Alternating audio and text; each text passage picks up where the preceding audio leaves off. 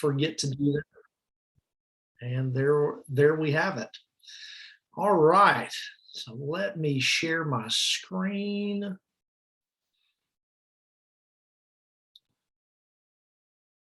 Let's go slideshow.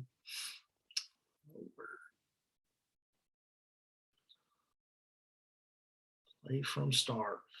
All right, so welcome to the basics of Turabian. As we've talked about tonight, Turabian is one of those paper styles that's difficult to begin to wrap your head around. Once you begin doing it, though, it really becomes like anything else. It's second nature, but at the start, it's very daunting because there are some things that you really have to do to format your paper in Microsoft Word. And my goal here is to help you guys learn the steps to set up your own paper. That way, you're never you're not living your seminary life subject to templates that and I've been there, done that. I've tried to find templates on the internet and do all this stuff, and sometimes you get some good resources from the seminary, but sometimes they differ from class to class, so that just makes things difficult. So hopefully by the end of tonight, you'll at least have the tools or be connected to the resources that will help you set up your paper in a very stress-free way. And I hope that we're right on time, because we'll be having papers due here in the next 4 or 5 weeks or so. So Turabian, where in the world does that name come from? Well, it's the last name of a person. Her name was Kate Turabian, and she served on staff, I believe, in the English department at the University of Chicago back in the 20s and 30s. And she had so many papers come across her desk that she became so adept at that at the Chicago Manual of Style, which, for higher academic work, the Chicago Manual of Style is the standard for so many different doctoral programs and things like that. Miss Kate Turabian actually came up with an abbreviated form of the Chicago Manual of Style, and that at some point in time caught on within the humanities, and schools and seminaries began to adopt that as their preferred writing style. So if we're writing a paper in Turabian, it will be in the Chicago Manual of Style. It's an abbreviated version of Chicago Manual of Style. One of my favorite websites that has provided me writing assistance over the years, since I was working on my undergraduate degree in the mid 2000s, is the Purdue University's online writing lab. And so they have a great section that helps with Turabian, but they label everything as Chicago Manual of Style. So you might see Turabian, you might see CMOS, which stands for Chicago Manual of Style, but Turabian is Chicago, but Chicago is not necessarily Turabian. There's a few more nuances to Chicago. So hopefully that just gives you a quick little background about where it came from and the name and all that stuff. So as I said, what we're going to do here is we're going to go over how to format your paper in Turabian 9th edition style. If you don't have it already, I recommend that you get the book here. You can get it off of Amazon. This is going to be your go-to resource for everything. Literally everything that is in this PowerPoint presentation can be found either in this book or on Purdue University's online writing lab. So those are, I'm not making this stuff up on my own. Those are the sources that I've drawn from. I'm just helping you I've just gone through and mined that field and hopefully brought some things together here for you. So within that, we're going to go over the general guidelines.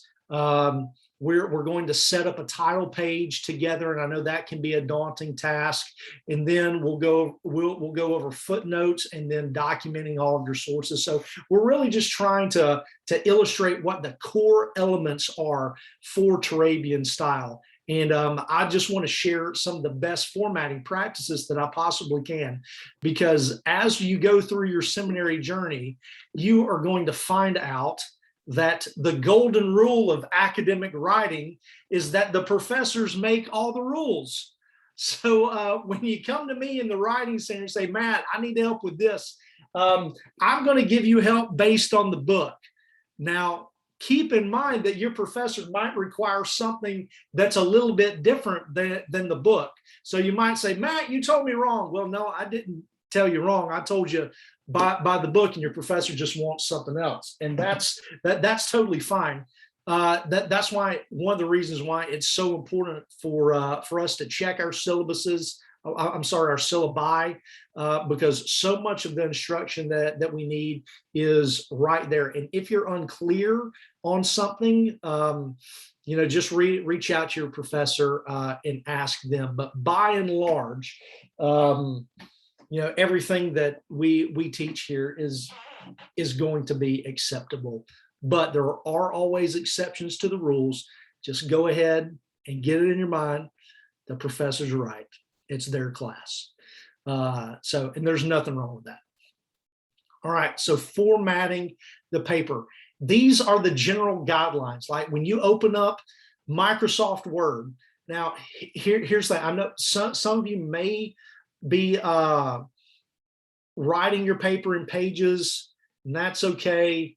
Some of you may be writing in Google Docs. I really don't recommend doing that because you can sort of format in Turabian in Google Docs, but it's not going to provide you the whole thing. You're really either going to need Pages or Microsoft Word, and I really recommend Microsoft Word for you to write all of your papers in. But there again, that's just me. So when you go into, but regardless of what program you choose to write your paper in, these are going to be the general guidelines. The margins all the way around your paper are going to be set to 1 inch.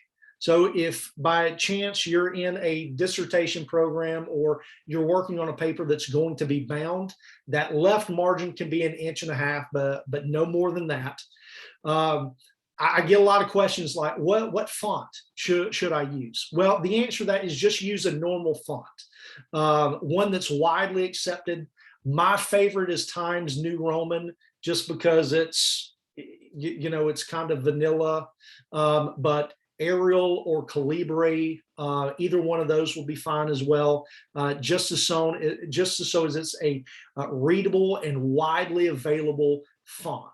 And you're going to need to use 12 points, 12-point font throughout the document. And the only place where that's going to vary possibly is the headings within the document. But you don't want to use like 16-point font for your title on your title page. Everything on your title page, everything in your table of contents, everything in your paper as far as the body goes should be 12-point font. Page numbering. Hopefully, when we get finished here, you'll feel real good about the page numbering thing, because this is one of those little things that makes a big deal in Turabian, because your title page, even though that's considered page 1 of your document, it doesn't have a page number on it. And everything that's in the very front of your paper, called the front matter, that's actually numbered with lowercase Roman numerals. And then everything else in your document is numbered with just regular Arabic numbers. So the first page of the body of your paper has just, the regular Arabic numeral 1 on it, but everything before is lowercase Roman numerals. And you might say, oh my goodness, how in the world do I do that? Well, we'll go over that. Have no fear. That's one of the things that we're going to put to rest for you today. So just keep in mind when you are numbering your papers, that the top right, the bottom right, or the bottom center, those are the places that you want your page numbers to be. So those are those are just the general guidelines. Even your bibliography at the end of your paper is going to be numbered, and we'll go over how to set that up and here towards the end. So there's a couple of different ways that you can set up your title page. Let's just start there. So here's a really simple class style title page. And if you choose to format your paper this way, that's totally fine. Again, it's up to you. It's up to your professor. I've been in classes where professors want the title page to be this way, and sometimes the professors just say, just write it out to Turabian standards. Well, this is simplified Turabian standard. This will be totally fine. So the way that you, like I said, when we get into Word here in a little bit, we'll go over how to get this all set up.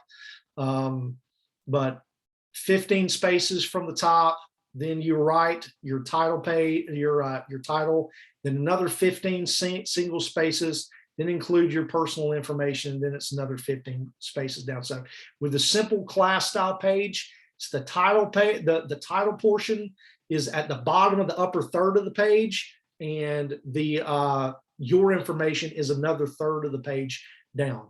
So notice that as it pertains to Turabian standards and just going by what's in the book, you just want to capitalize the main words in your title. However, some professors will want you to make the whole thing in caps. So I know some of our, if you're in the D-Min program here at the seminary, they like for your title page to be in all caps. But if you're not in the D-Min program, you don't need to worry about that.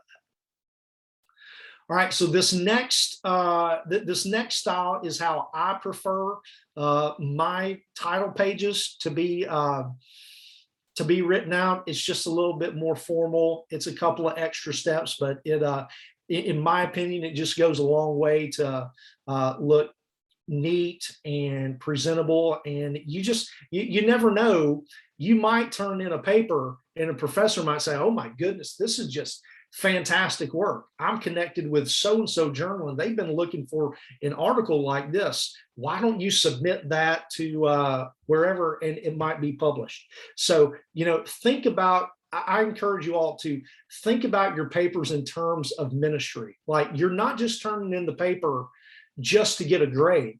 Like, your papers are resources and tools in your ministry arsenal, and you just never know when the Lord's going to use those to further your ministry or to speak into somebody else's life. So let's commit to doing our papers with excellence. But either one of these title pages will be fine. And like I said, we'll go over the spacing and everything at the end. So after your title page, let me go back one more step. Notice that there's no page number, no page number on the title page, all right?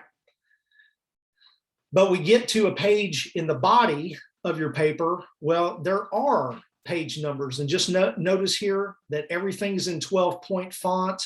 Everything is double spaced.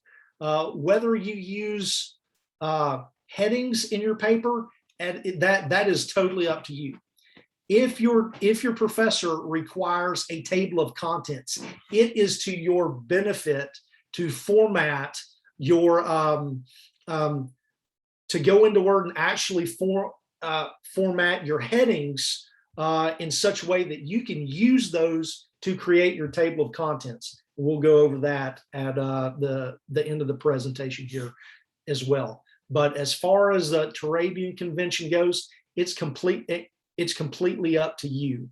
especially with some of the shorter papers. Usually the paper range here at the seminary is anywhere from 10 to 20 pages, and they're all usually double spaced.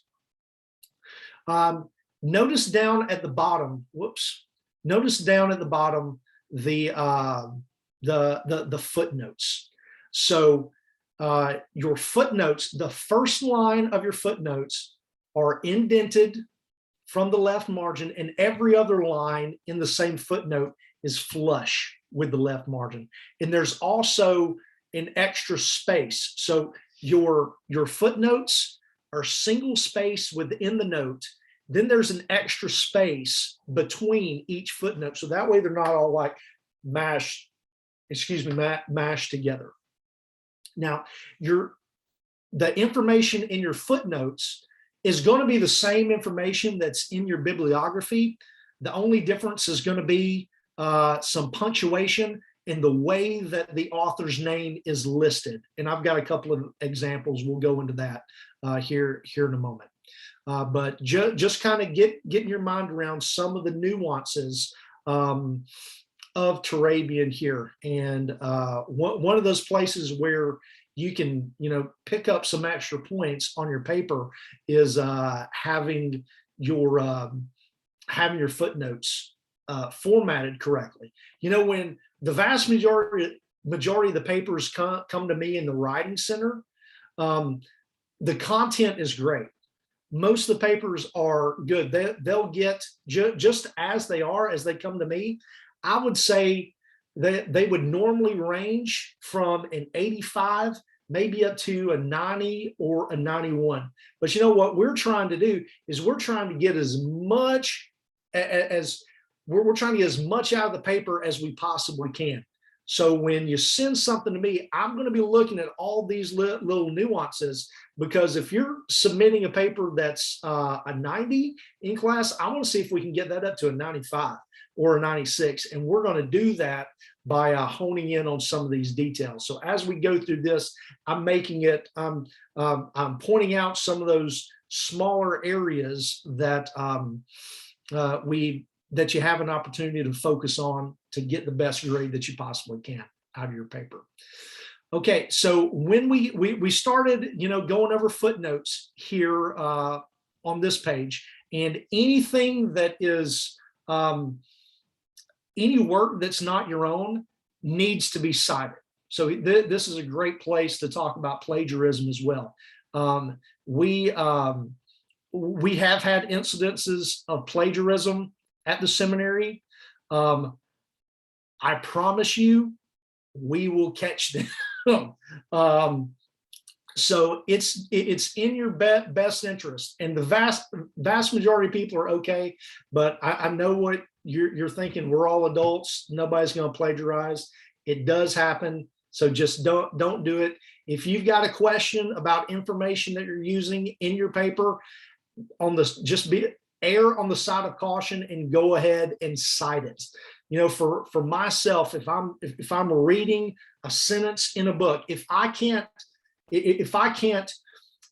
rewrite that in my entire, in my own words to make the thought my own, if I use more than 2 words that the author uses in a row, well, then I'm just going to I'm going to cite the work. So just err on the side of caution. If you use somebody else's ideas and incorporate them into your paper, cite the work. And of course, if it's a direct quotation, you copy it word for word, put it in quotation marks, but you still have to add a footnote to it, as you can see right here with number 4, Roger Olson. But even if you have copied the sentence and you haven't necessarily copied enough for it to be yours, and you've still used several words that appear in that original text, well, then you just write the sentence and give the author credit. So if we go up here to the first sentence, Augustine developed his doctrine of predestination in response to Pelagius. blah, blah, blah, blah, blah over here, then, we've got a citation. We've got a footnote. So even though this sentence, I didn't necessarily quote anything directly from it, the idea was not all mine. So I needed to give that, Justo Gonzalez credit there. So as you're inserting these citations into your paper, you're going to come across larger blocks that you're going to want to copy directly. So if you have a longer quotation that's that takes up 5 or more lines in your paper, you're going to want to break that out and format that as a block quotation, just like I've done here. And so, I've quoted the Bible here. You'll do that as well. And the way that you do that, I'll show you how to do that. It's really, really simple. But when you put something in block quotations, everything there is single spaced. The whole quote is indented from the left margin, and everything else around it will be double spaced. All right, let's get into the bibliography. So you've gotten your paper, you've got your title page, it's good to go. Table of contents, your body is all good. Now the very last thing is the bibliography. So when you format that, it's on the last page of your document. It is labeled a bibliography as opposed to APA, where you'll have a references section. And in Turabian, this is way different than APA as well. Sorry, I was just reading the chat right here. Is there a rule for where page numbers should go? The only rule as set forth by Turabian is that they need to be in the upper right-hand corner, the lower right-hand corner, or in the bottom center of the page. So as long as your page numbers is in one of those 3 locations, you'll be good to go. So that was for that was for Grace. So when you format your bibliography page, the word bibliography goes at the top and is centered. Then you're going to do a double space and add all the rest of your bibliographical information. Notice that the very first line is going to be flush with the left margin, and then everything else is going to be indented. So now your footnotes are opposite of that, aren't they? The first line is indented and all the other lines are flush with the left margin. Why is that? I don't know. It would be more simple if they just flowed the same way, but they don't. Also, in your bibliography, your first author's name appears last name first and then their first name. Whereas in your footnotes, the first name of the author appears and then the last name does. So those are things that we just need to be aware of, because we can get tripped up there, and we will lose points in our paper if we don't get them right. So each individual bibliographical entry is single spaced all throughout. But if you'll notice, there is an extra space between each individual bibliographical entry. So just make a note of that. And then your bibliography is alphabetized according to whatever your first word is. So if it's a work without an author and it starts with A or whatever, well, that's probably going to be up top. And then everything else will just follow normal alphabetical order in your bibliography. So here's a side-by-side comparison of how the bibliographical entries vary from the footnotes. So if we take a look at A Theology of Love by Mildred Bangs Wynkoop, So here's the bibliographical entry right here. And oops, down here at the bottom is the very same source that's in the footnote. So you'll see they are different. But here's another thing to keep in mind. As you write your paper, you're probably going to be using more than one quote from various sources. Once you fully give credit to a source in your paper, you're going to format that first footnote with all the information. Well, every other one after that, it can be abbreviated as long as it's the same work. Now, if the same author writes something different, then you have to include the full information on that first footnote entry. So you can see right here in the paper, I had a quote from page 155 of the Theology of Love, and then there was another quote on the same page that I needed to give credit for as well. All right, so I'm not going to spend much time here. I will make sure that everyone gets a copy of this PowerPoint so you can go back and reference it. But this is just an example of how the basic elements of the bibliographical entry come into, or just how the bibliography is formatted. So this just kind of explains that. And then here's an example here.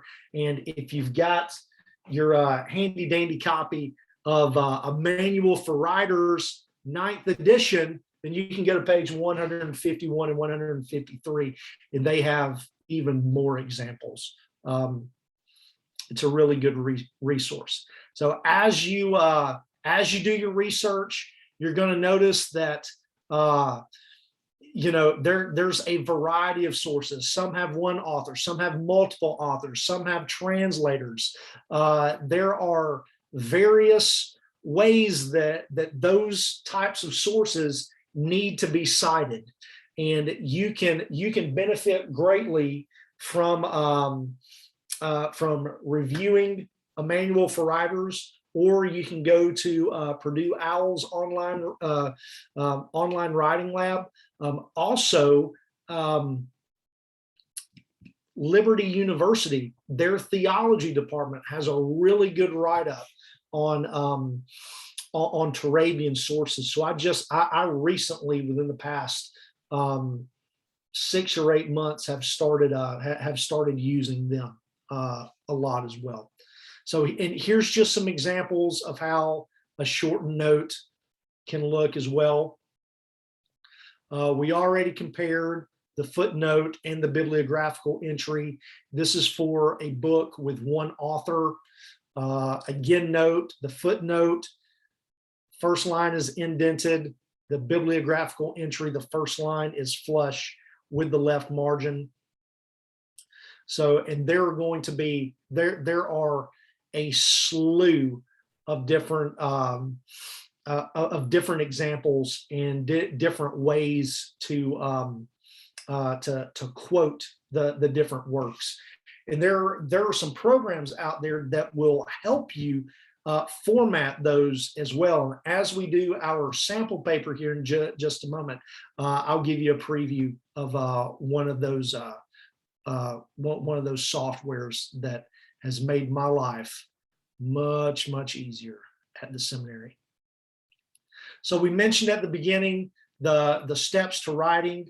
Last week we went over those, and we're into the last two this week. But first, you've got to research and compile your citations. This is what I recommend you do when you are when you come to the writing step of your paper.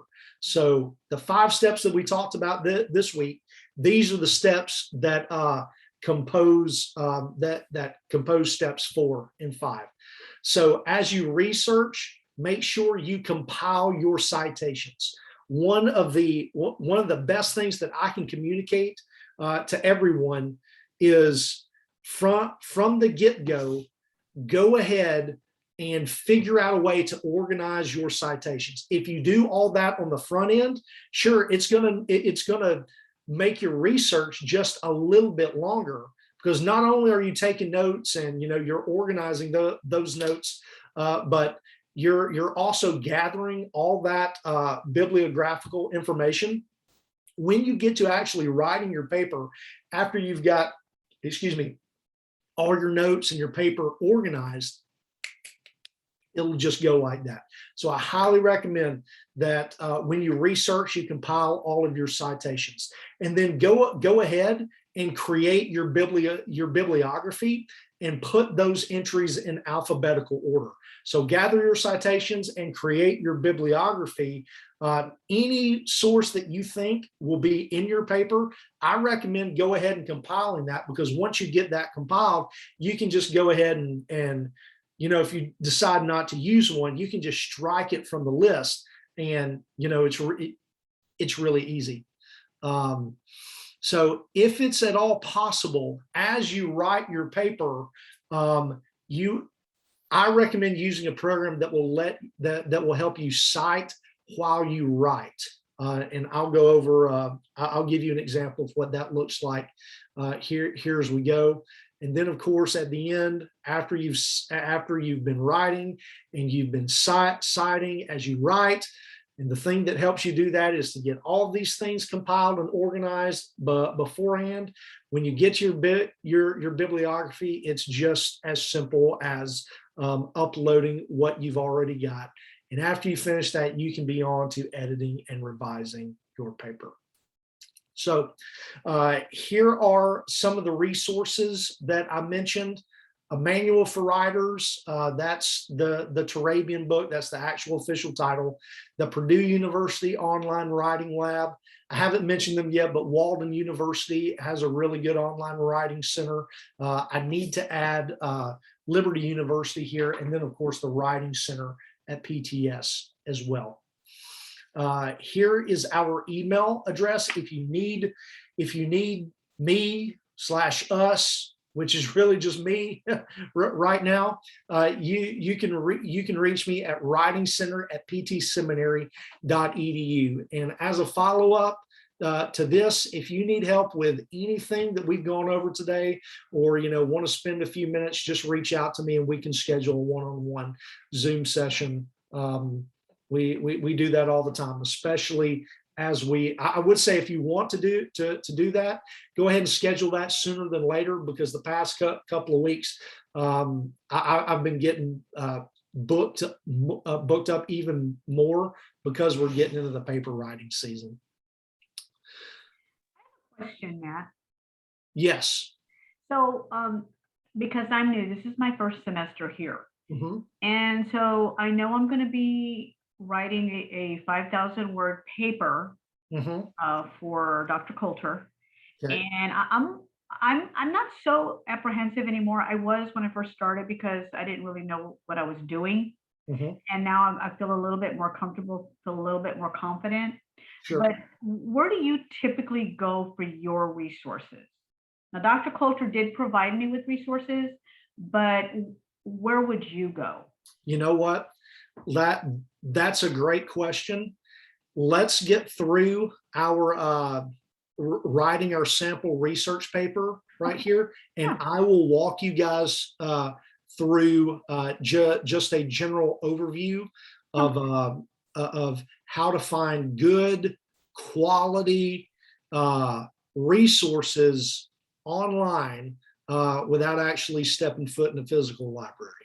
So, and the seminary and Lee University and Squires Library has provided those for us. So we can go through that. It won't take very, very long at all, but that's a fantastic question. I ordered my book already, by the way. As soon as you said it, I said, I'm ordering it. I'm going to need it. There you go. Yeah, it's a good one. It really is. And it's a book that will help you out with the research techniques as well. I enjoy reading it, but I'm a nerd. Hey, Andrew, Matt. yes. Matt, before you move on, I paid a ton for this book, but this is the 8th edition. Is that still okay, or? Technically, yeah. Yeah. The ninth edition is the new one. Okay. I think you're probably fine with the eighth edition, though. Yeah. I honestly don't know what the differences are. I Yeah. haven't drilled into it that Yeah. much, but I've got a copy of the eighth edition on my shelf as well. Okay. I just want to mention, I found a spiral bound version on Amazon that opens flat. You can, Oh, man, so it's really handy. I'm loving it. that's nice. I wish I had the spiral bound version. All right. Now let's let's transition here and let's do some paper writing. Let's see. I know everything that I have gone over is kind of like drinking from a fire hydrant. What does it all look like when it's in action?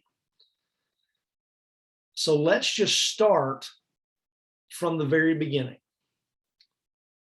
So this is what I do when I set up my papers.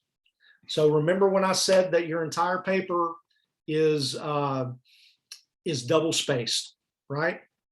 When you set up your title page, don't put it in double spaced yet. Just make sure that it's in single spaced, and just double check your margins. I have mine set to 1 inch all the way around.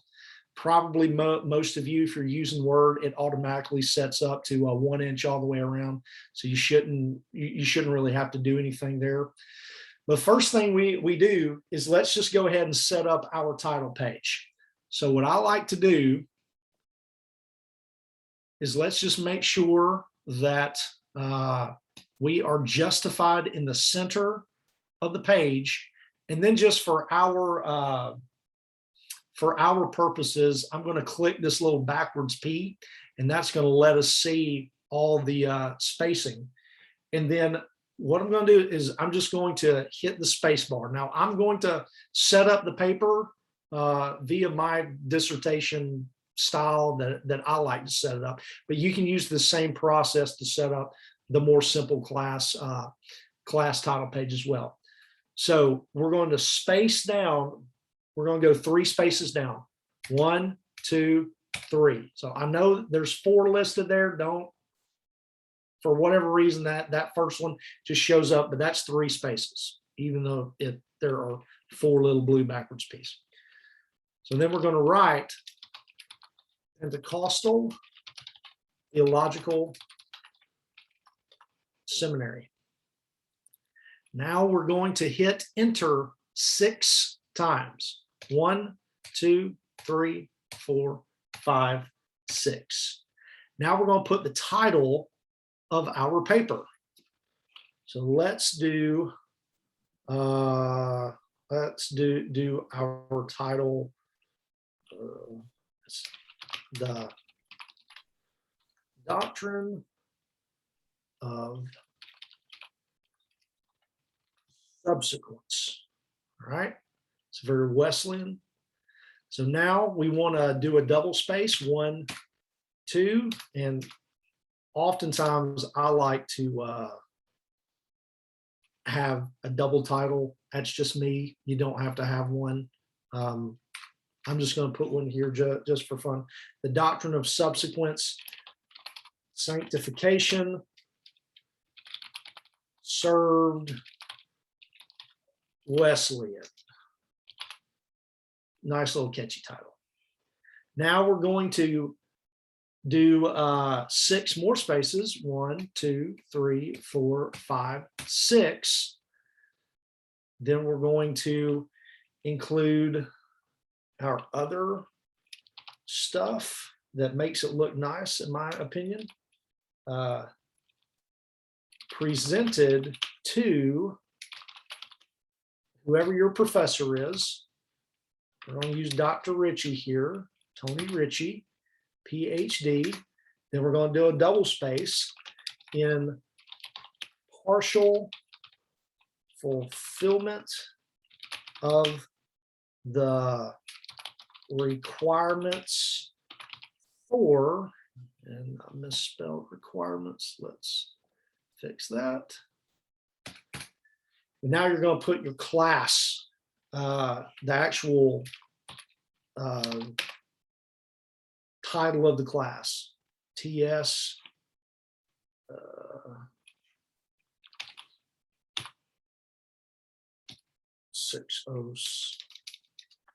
607,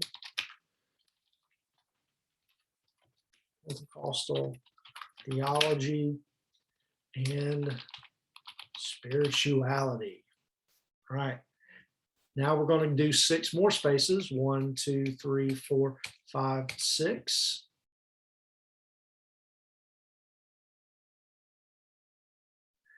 Now I'm going to, now comes the author information by, then a double space, Matthew D. Popham. Now we're going to go down 6 more spaces. 1, 2, 3, 4, 5, 6. And we're going, in this spot, we write where the seminary is located. So that's Cleveland, Tennessee, no matter where you're at, just the paper's going to Cleveland. And then the date is not the date that you finish your paper, but the date that your paper is due. So let's just say November 16th, 2021. All right. So now just tab down to the next page. Let's just say, hang on. Let's just say that this particular paper has a table of contents. So in Turabian, you don't write table of contents. You just have to write contents at the top of the page. Now we're going to leave this blank for right now, because when you're doing a table of contents in Word, your headings are going to help you. The headings are basically going to work for you.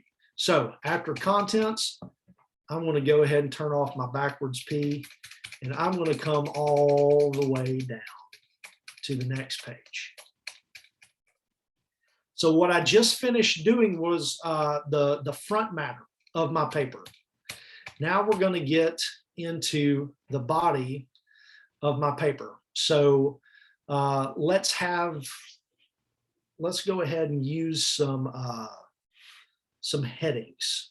So if you haven't set up headings, we're not going to have time to do that, but I'll just show you. I go up here to styles, and I have Turabian headings that I have created within styles. And so I've got everything already set up for me. So I know that I'm going to start off with a level 1 heading. I know I've got it labeled there. So I just type on that, and I'm going to put introduction. Now I'm going to have to space or hit enter twice because we haven't put the document in double spaced yet. Now I'm going to go back up to styles and make sure that I am in regular writing style, which I have listed here as TNR. That stands for Times New Roman. Now I'm going to make sure that the document is in double spaced, and we are going to write our paper. And when I mean write our paper, I mean I'm going to copy and paste some content that I already have ready to go for us. So boom, we've written that. So let's add some more. We're not quite done. Not quite done with our paper here. So let's go back up to our styles little tab here, and I'm going to add another heading. This is a hermeneutics paper. So our next section is going to be on reception history. Reception history is a big section. So I actually need a subheading here. So I'm going to go up here to styles again, and now I'm going to click on the level 2 heading. And this little section is going to be on methodology. I'm going to tab down. It looks like I'm already in double space, and I am. Now I'm going to go back up to styles, go back to Times New Roman, and let's do some more writing, AKA copying and pasting for us.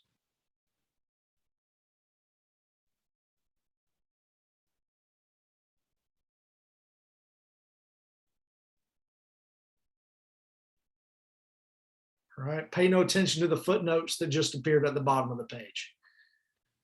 We're going to do one more subheading, and then that will be our paper. So let's Leo the Great. Go back up to styles, reformat, come back over, write via copy and paste.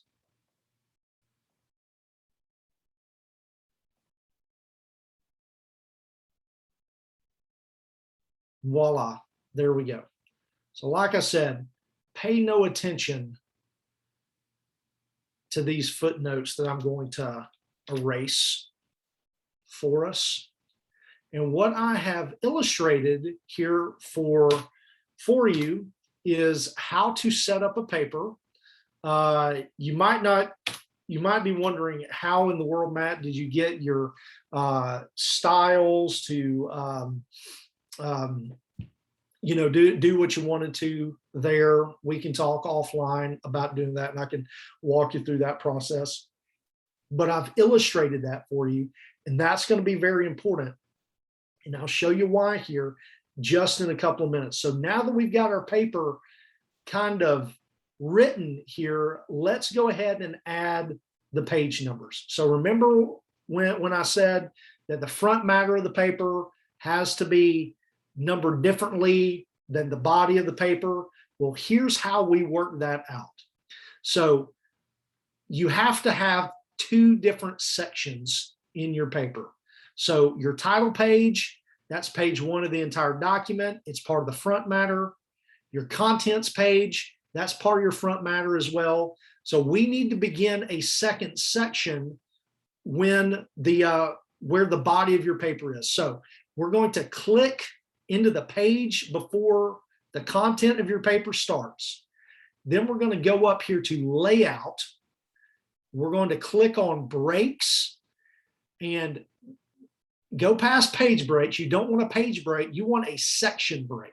So you want to insert a section break at the start on the, you want to start a new section on the next page. So let's just click that. Okay, and now let's click into our headers and see if it's done that. So I click into the header where the body of the paper is, section 2, thumbs up. Now I go up here, section 1. All right, so mission accomplished there. Very important. Before you do anything else, make sure that you come down to section 2, click in the header, and you see this little link to previous that is highlighted. That will cause you a lot of grief. You want to make sure that that is unhighlighted. You do not want the numbers in section 2 to be linked to the numbers in section 1.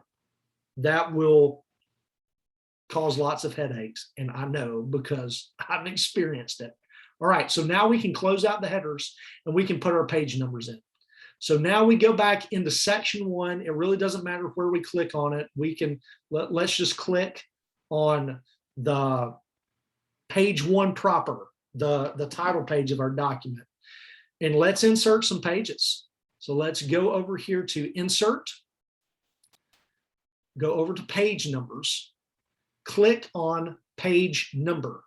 All right, so this show number on first page is going to automatically be checked. Uncheck that box. All right. The position, I like my page numbers to be in the top right-hand corner.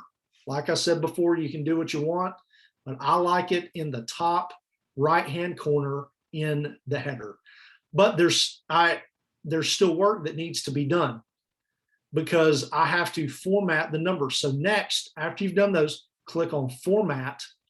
Then up here in Number Format, just click that little drop-down box and come down here to the lowercase Roman numerals. Click that. Make sure on this bottom section where it says page numbering, make sure that this tab is clicked Start at I, then hit OK. So then let's double check this. The position should be at the top of the page. It should be on the right. There should be no number on the first page. When I hit OK, it should give us what we want.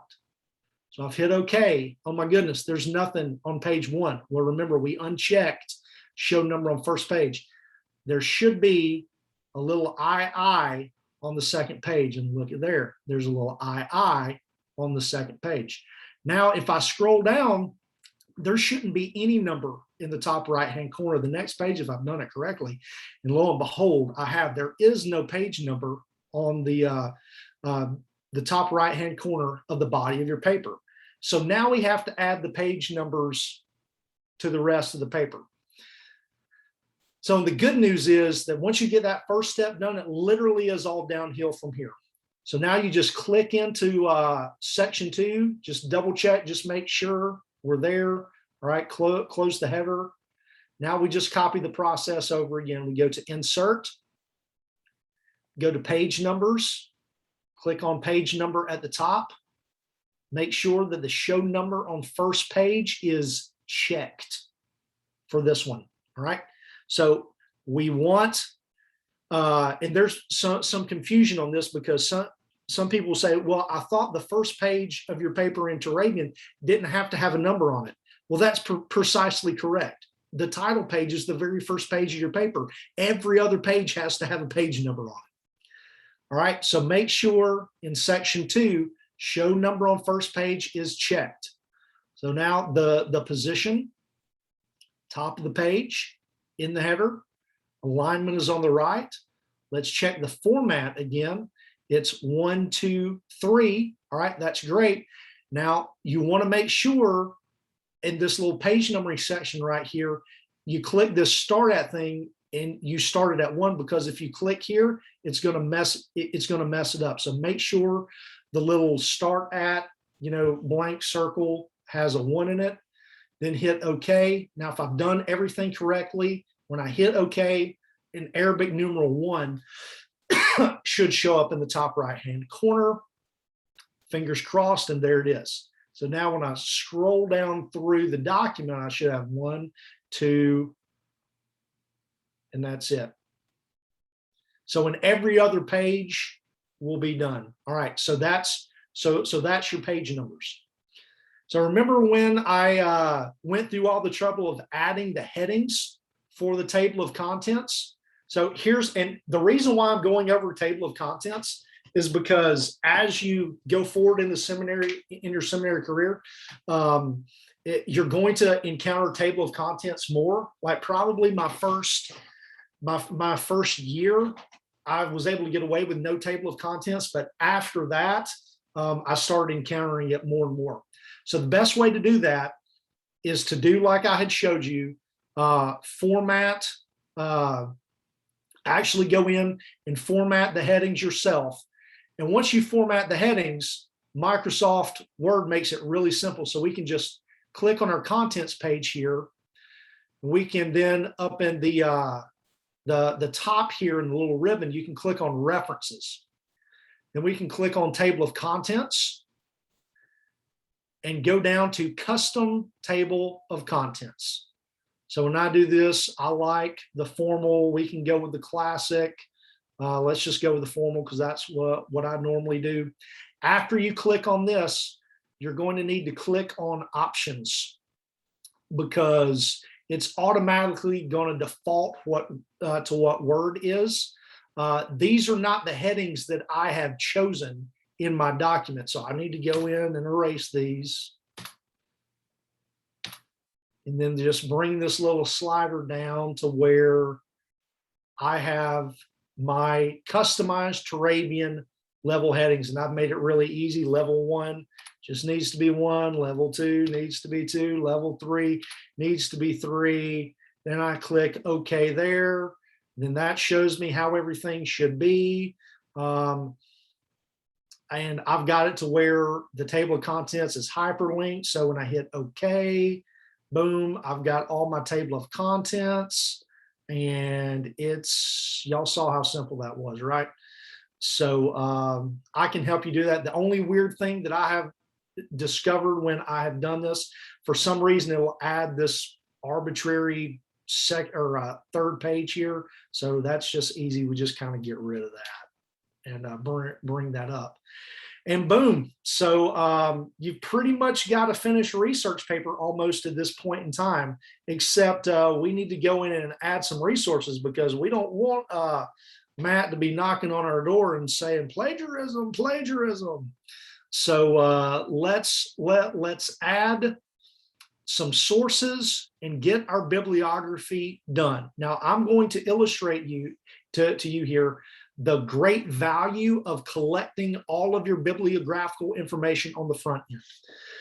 So there's a program, there's 2 programs that you can look into. One is called EndNote, and the other one is called Zotero. So if you see up here in the ribbon of my paper, there's Zotero, which is a free version of what I'm going to show you in EndNote. I had everything set up in EndNote before I found out about Zotero, and I had already paid for EndNote. So I'm going to show you EndNote.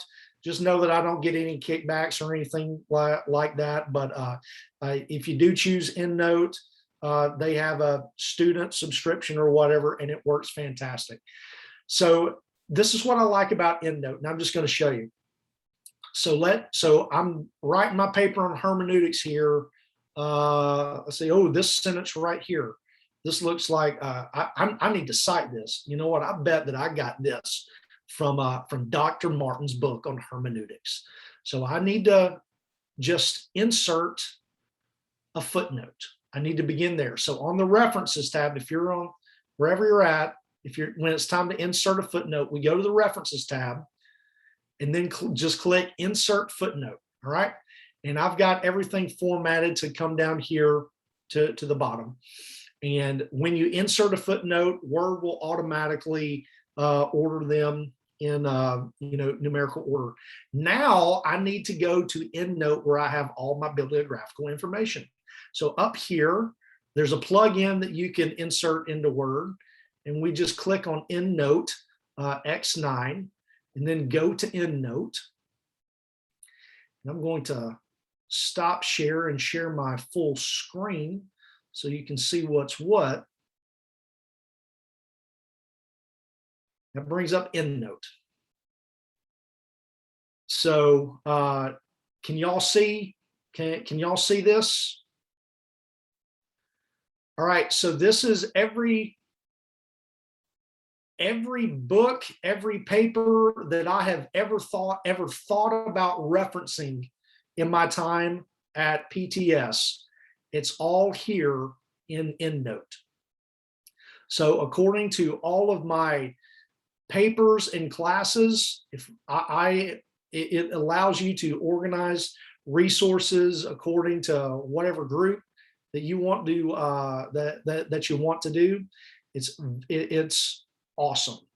So what I do is I'm writing the paper on hermeneutics. I just go over here and click on hermeneutics paper, and I have compiled 34 sources for that specific paper. And this specific source came from Leroy Martin, his biblical hermeneutics, as we see, and all of the bibliographical information is already set and put in here. So you can come down here and format it to whatever you want to do. We've got Turabian 9th edition. And I just click on these little quotations, which is the insert citation.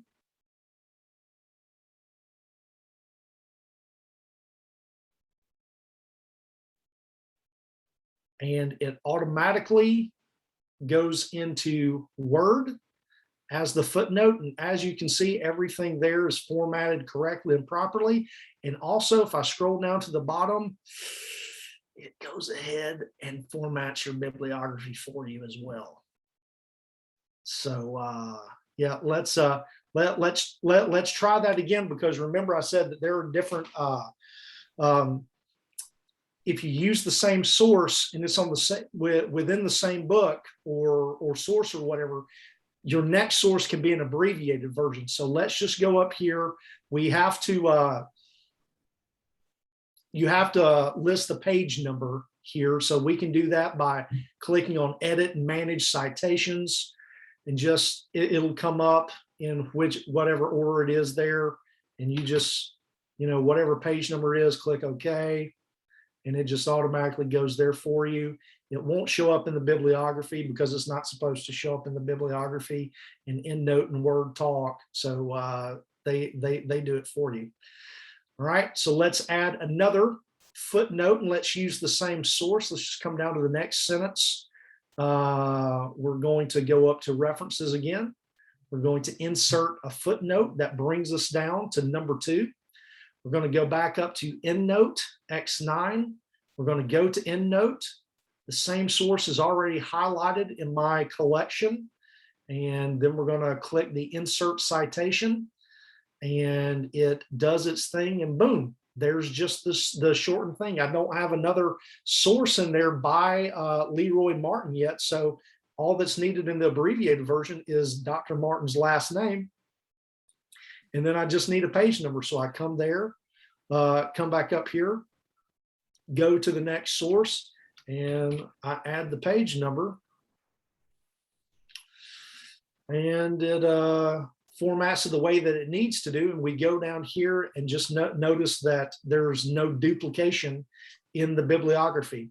Let's do one more just for fun.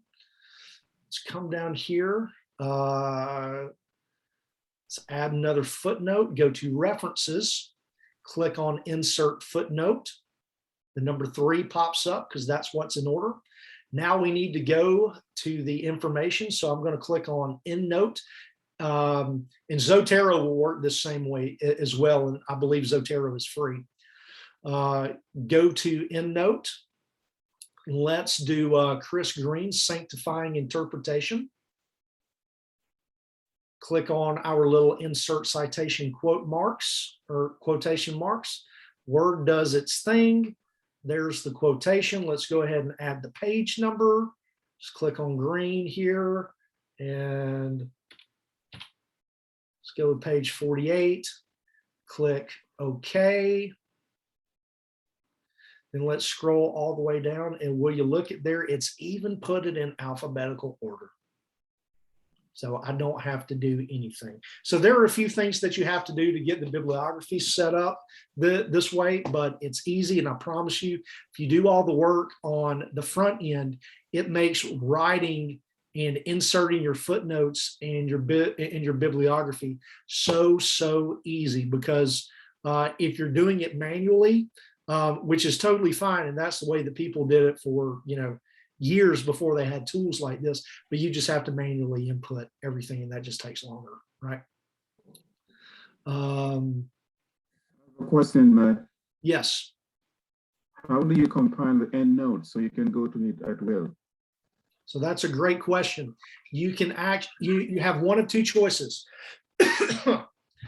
When you go online to Squire's library, you can download if a book or a source is uploaded into Squire's library, their online resources, you can download what's called the RIS file and save it on your desktop and import it straight in to EndNote. You can do it that way, or you can go up here to references and you can manually add the reference. So I would love to say that I have never manually added a reference, but I utilize Logos Bible software, and there are some things in there that that I just have to add manually. And sometimes even when using Lee University's little tool, there are a few little things that you might have to go in and fix. But you can download the information straight from Squire's library, save it to your desktop, and then upload it into EndNote. And that's a pretty simple process. What is library? You have RIS. What is RIS? Okay, so that's just the file type. So, just like your Word doc is, whatever .doc, the RIS file is what this program, and there are other programs that you can use, EasyBib, Zotero. That's just the file type that it reads. I have no idea what it means. I just know that the RIS file is what it reads. All right, so folks, that's pretty much it. Any questions? Any questions before we do a quick overview of how to find some electronic sources? Will this video be available after the Yes. session? So my goal, my goal, my normal operating hours in the Writing Center are Wednesday afternoons and Friday afternoons. I've got several appointments tomorrow, but I don't have any appointments on Friday. Lord willing, I will be able to get the video uploaded tomorrow because I've got to upload last week's video as well. And I'm thinking I'm just going to go ahead and upload it. No edits, just upload it raw. That way people can access it. Will you be uploading last week's video also? Yes, I'll upload last week's and it will be on the Writing Center website. Okay. I think my weakness is to navigate in these different word apparatus, different systems. When you were going through the citations and you were doing it a little quick, a little fast. I was trying to follow you as much as I possibly can, but if I watch this one more time, I should be fine. Okay. And if you need me to go, if we need to go through it slower, just schedule a time, we can visit for, 15 or 20 minutes, 30 minutes, whatever, and go over it. All right. So it's 9:18 and I really want to show you guys how to access some good quality online sources so that you can go ahead and be uploading those into Zotero or EndNote and making go ahead and start citing while you write. So, all right, just give me 1 second here. Just needed to get to the good old seminary website. Okay, so this is the best way.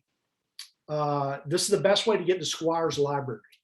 Now, the great thing about Squire's library is such a fantastic resource for all of us. Even if we never are able to get to Cleveland, Tennessee and spend one day studying in the library, they've done a phenomenal job of bringing the library to us wherever we are in the world. So to access that, just go to Populi, just log on to your main page, and where you have this little list of words, you just want to click on links. All right, click on links and then go down to library access. So under links, you can also access the PTS Writing Center website as well. but we won't go over that today for the sake of time. But we'll click on library access. So this will bring you to Squire's library. My recommendation to you is don't begin by searching the library. Begin by searching the databases. All right. If you're doing theological research and you're looking for specifically journal articles, the databases are going to be the best place for you. Even if you're looking for some electronic books, databases will be is going to be the place where you want to start. So click on databases. That'll bring up this page. So there's 146 different databases with thousands upon thousands of resources for you to peruse through. So we've got to whittle that down. So up top here, there are these drop-down menus. Under all subjects, just drop that menu down and you've got the different topics that you could possibly research. Again, if you're doing theological research, come on down to religion, philosophy, and the Bible. That's going to connect you to 32 specific databases that will assist you in your research in that realm. So in all of us, even if we're in the counseling program, we're doing everything from a theological standpoint. So this is going to help you no matter where you're at. So then just click on that. And then of these 32 databases, I'm going to recommend 3 to you. The very first one that comes up is Atla Religion. It says it's your best bet, and I agree. It is your best bet. This is the best place to start for just general information on any topic. So let's just click on Atla Religion here. At some point now, I am logged in to all of this. So at some point, it might say you need your login credentials. Just use your seminary login and password, and that should get you into wherever you are here.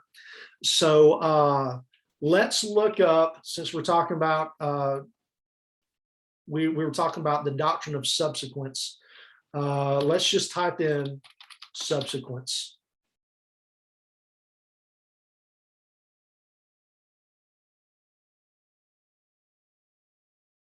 Okay, so now you get, so there's really not many articles on subsequence that it's bringing up here, so that's good. So probably all of these articles are good, solid resources for us to use, except, so if you come to an article that has like this stuff right here, it's probably not going to be the best quality.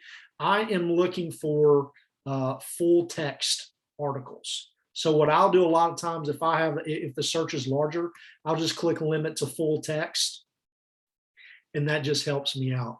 So there was one here. Here it is: the baptism of the Holy Spirit, the issue of separability, and subsequent. So we click on that, and then from here you can just download the PDF. All right. Now, somebody asked a question there, how do we get the information into EndNote? Well, when you click on a source, if it's in here, it's going to have this list of tools over here on the side. Click export. Okay, and the very first one here says direct export in RIS format to any one of these management deals. All you have to do is click save, and then just follow the instructions, save it to your desktop, give it a title,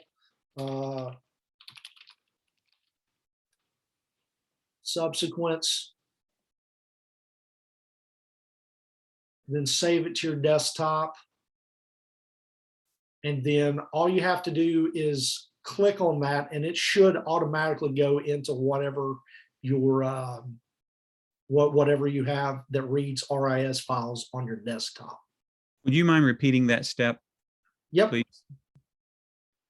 So when you're in any source on Lee University, on the Squires Library's website, and you need to, let me just do this. Let me share my whole screen.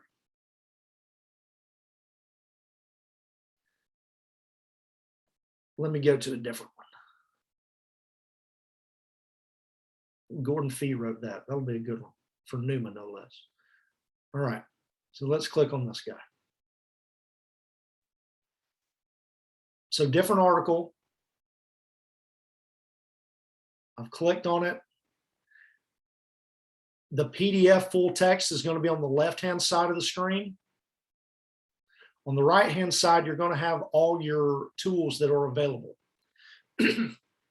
Click Export.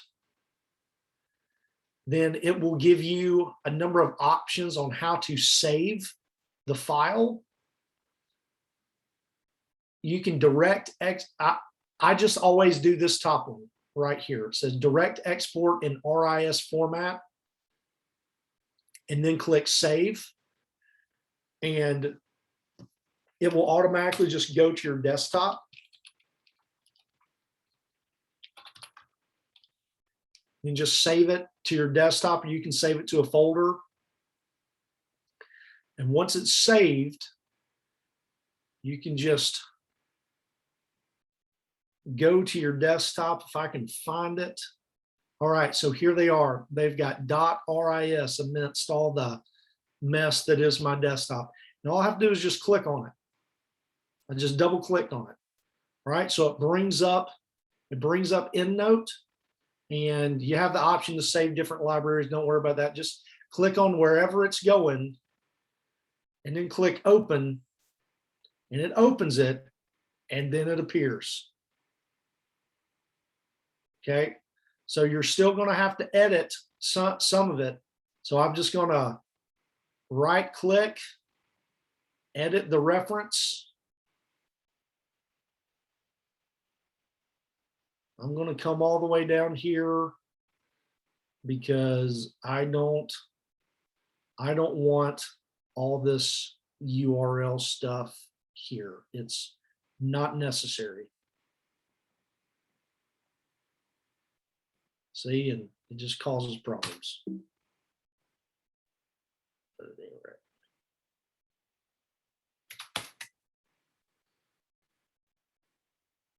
It's not going to be nice, and it's not going to let me highlight at all.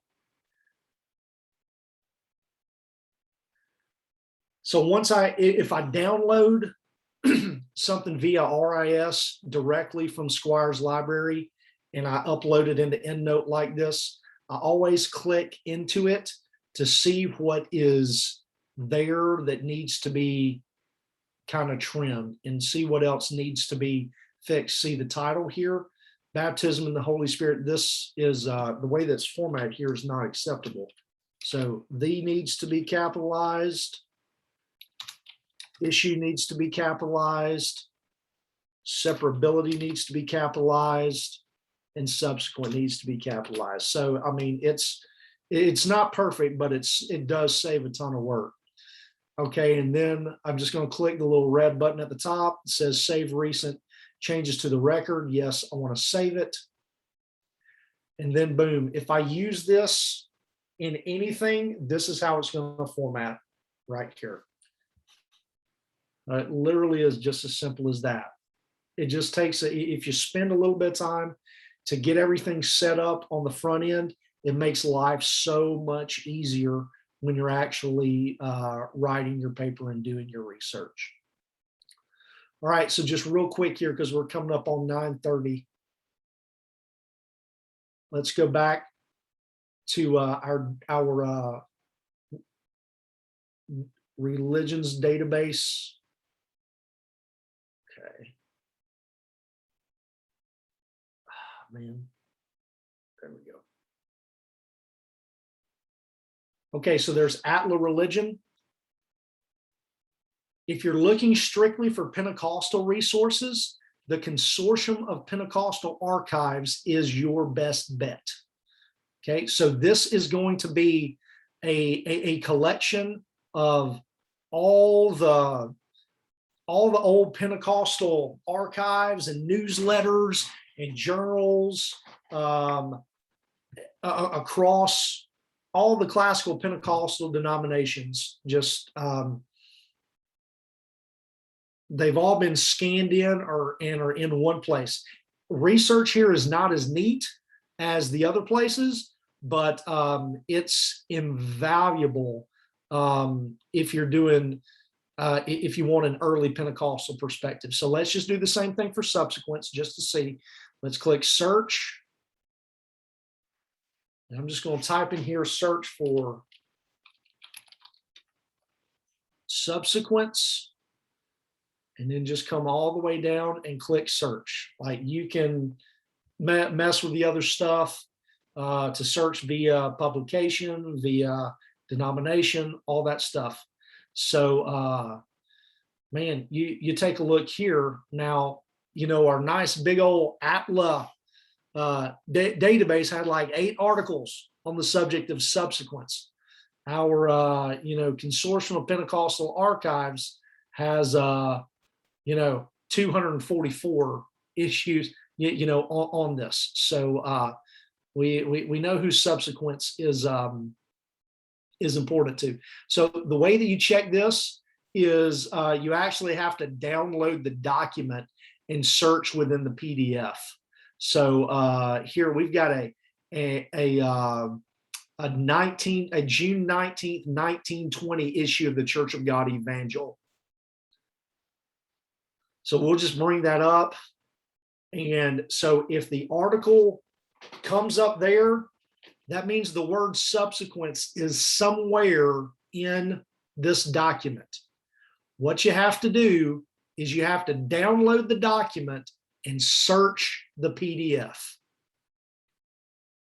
So I won't do that here. If you don't know how to do that and you want to learn how to do that, just give me a shout and we'll get together on that. So that's the Consortium of Pentecostal Archives. It requires a few more steps, but this is all the resources here are historical gold. So the last thing that I wanted to show you, well, the next to last thing is JSTOR. So JSTOR is another database, and their project has been to just scan in as many books as they possibly can. You're going to get journal articles here as well, but you're also going to get access to books that you would otherwise have to either buy or go to a library and access. So let's just do the same thing. Subsequents. Click on our little search magnifying glass.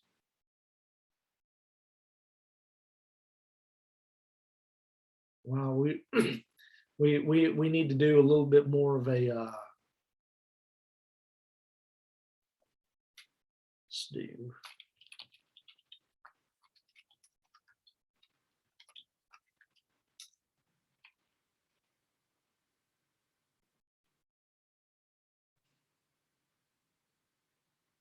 Okay, so we just add sanctification subsequent, and we get over 6,000 results here from JSTOR. So way more there. So let's say you did that same search in ATLA and you got all the periodicals that you needed, but you really need some good books to add to your bibliography. Come to JSTOR, do your search, and then just filter everything by book chapter. And it's going to pull up all the books that, oh, here's a good one right here. John Wesley and Sanctification. So there you go.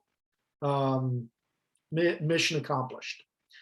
So the three, when you're doing your online research,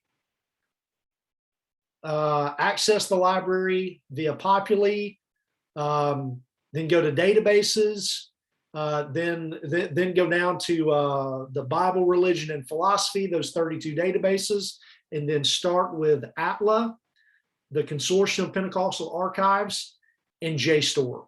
Well, what if you need access to like a commentary or something like that? Well, you can come here to this library page. Remember, this is the landing place. When you go to, when you click the link on Populi, this is the place that it brings you. Just scroll down in this library resources to PTS student resources. Click on this, then go to Bible commentaries online, and they have given us a slew of solid academic commentaries that we can access for research, for sermons and ministry. It's an amazing resource. So let's just click on Critical and Exegetical Commentary on the New Testament. It's one of my favorite academic series. Go to Ephesians and Philemon. So it brings you to this website, and it still takes a little bit of work, but it's this entire volume that has been uploaded electronically, and there are some tools they can use to search. Like here, it's Ephesians, so let's type in adoption.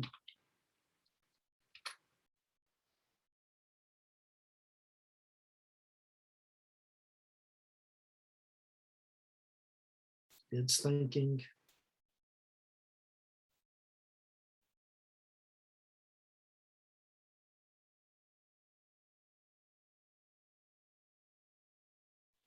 All right, there you go. So if you're doing a word search here, this will bring up where it is in the text.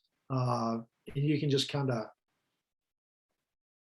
go from there. Just click on that, and it'll bring you to the page numbers, and you can, where's the magnifying glass? You can, there it is. So you can zoom in, and there you go. So that's at least a start on electronic resources for you. Any questions? Just a comment, really. This is my second semester, and last semester, I guess about halfway through my paper, I sort of realized I don't have like some of the sources I'm quoting are just quoting other sources, and it kind of dawned on me, why don't I just go ahead and go into Squires and look up those original sources and cite them myself, instead of using this other person as a middleman. And I did that a few times, and I feel like it lent more credibility to my research that way. You are absolutely correct. I can't tell you how many times if you start off with one source, specifically if it's a book that's written by somebody, like they're citing a bunch of primary sources, you can go and find those sources and really just beef up your paper by including the primary sources. That's an excellent habit to get into. If you can't, if for some reason you can't access those primary resources, that's like, it is totally fine and acceptable. But when you can, boy, it just it really increases the quality of your paper. Matt, when I was doing a summary on how to do qualitative research for Dr. Walt Tripp, I found out that the author of that book, I think he's English, Great Britain, quotes from a lot of authors. So when I want to put certain things in my summary, do I have to quote him as the author of what he quotes when he quotes from other authors? Do you understand what I'm saying? Yes, yes, I do. If the author, so what you're doing, you are citing a source that you're using, even if the author of that source cites another source, the source that needs to be cited is the source that's in hand or on screen, unless you go to that original source. Okay. So there's there's a way that you can do that.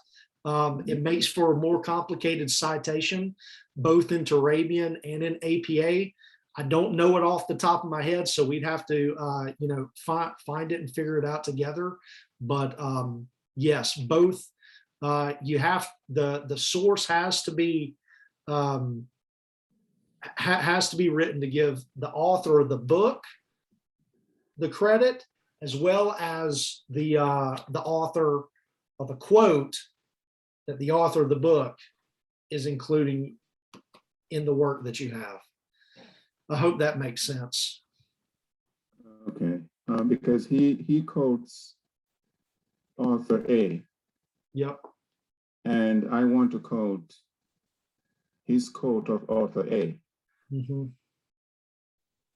So that's what I found so kind of complicated sometimes. Yeah, it is complicated. That's one reason why it's always best to go back to the original source if you can. But if you can't, you just have to make sure that that you cite it correctly, and both authors need credit. Okay.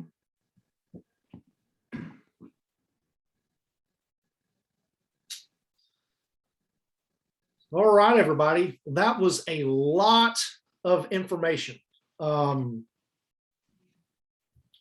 It is 9:40. I'm going to ask, is there any more questions that we have?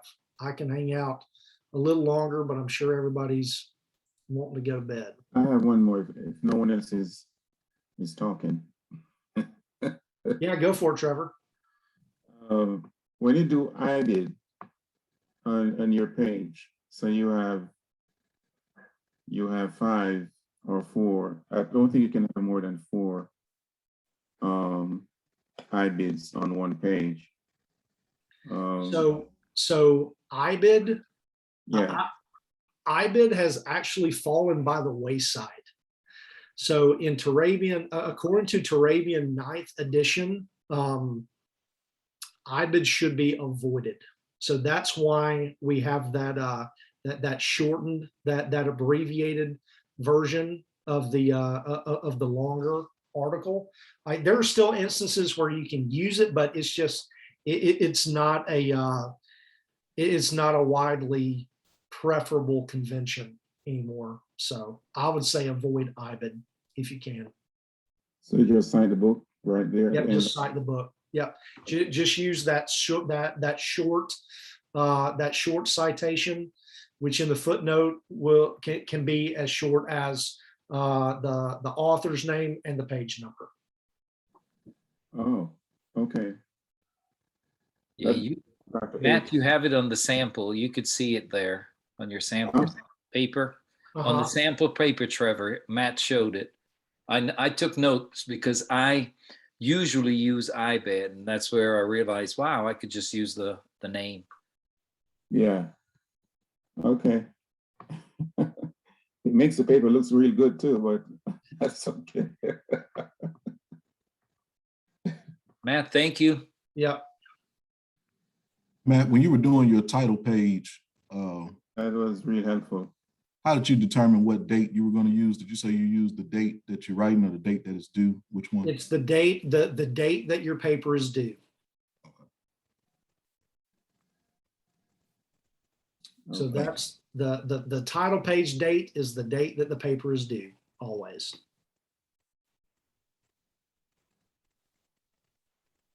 So these are good questions. Even if you're late with your paper. What was that, Trevor? Even if you're late with your paper. Even if you're late with your paper, correct. It's the date that the paper is due.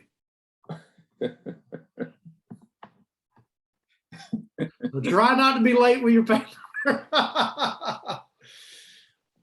No. So, well, all right, everyone. I am going to shut it down. I'm going to go ahead and stop the recording.